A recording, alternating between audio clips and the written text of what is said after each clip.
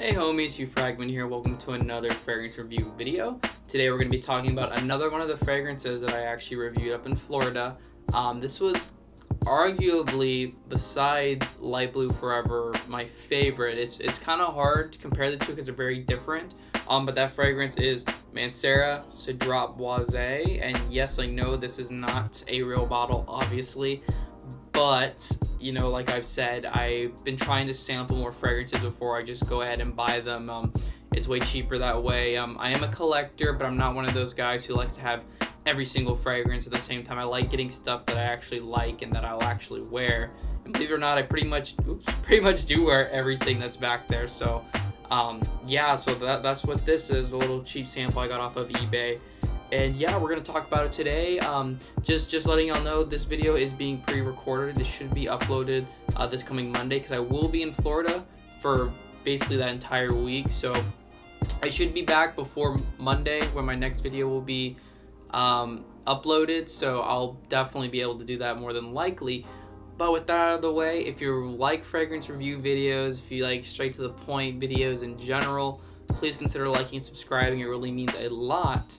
With that, let's get into the review. So let's get the elephant out of the room first, and the thing that gets talked about the most in regards to this fragrance, and that is, does this smell like Creative Ventus? And if you want me to be completely honest, no, but kinda. And I think it's really down to the smokiness and the fruitiness you get from this scent, whereas in a Ventus, it's the pineapple and the smoke that really comes off of it. Those are two of the biggest notes that people really pick up on. And while there is that in this fragrance, not pineapple, but it's just classified as fruity notes. I have it sprayed right here. It's definitely darker in my opinion. While I find Creative Ventus to be a little bit fresher and more, I guess, invigorating, I'm maybe more young is probably a good way to put it. I find this to be more like smoky and leathery and a little more mature, but that's not a bad thing. Like I say, you wear whatever you want to, but I do like this one a lot, and on the dry down it definitely lightens up a bit. But so let's get into the notes first. So this fragrance is classified as a citrus aromatic, and we got top notes of Sicilian lemon, black currant, bergamot, and spicy notes. We got mid notes of fruit, patchouli leaf, and water, jasmine, and base notes of cedar, leather, sandalwood, vanilla, moss, and white musk. The moss most likely being oak moss. But let's break this down. Okay, so obviously we know black currant is in a Ventus.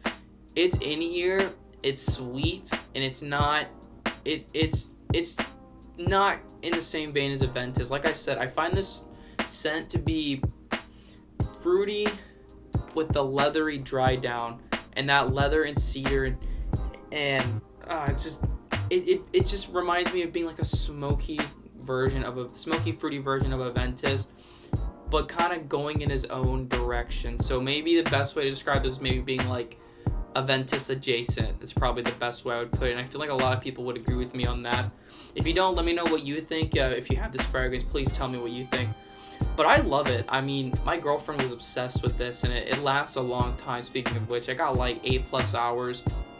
It's one of those scents where I definitely do go nose blind to it relatively quickly, but everyone around me can still smell it, which is awesome.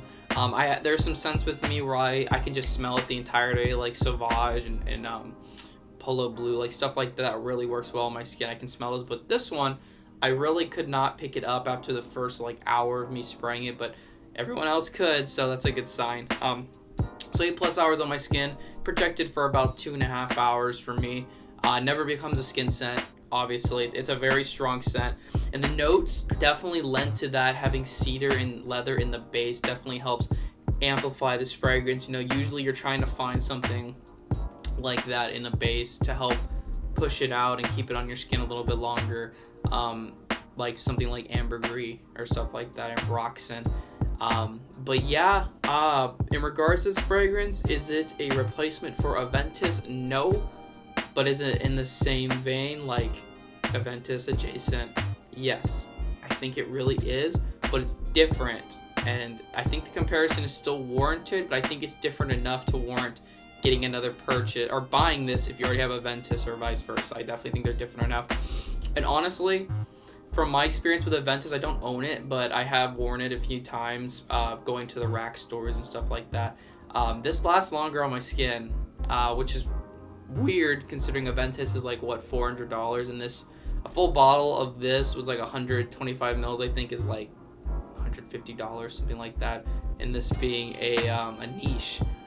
I mean, you do with that what you will, but in my opinion, I definitely think this is a better bang for your buck. But again, they're not the same. They're just a little similar, and that's okay. It's okay to take inspiration from other fragrances as long as you kind of go in your own direction.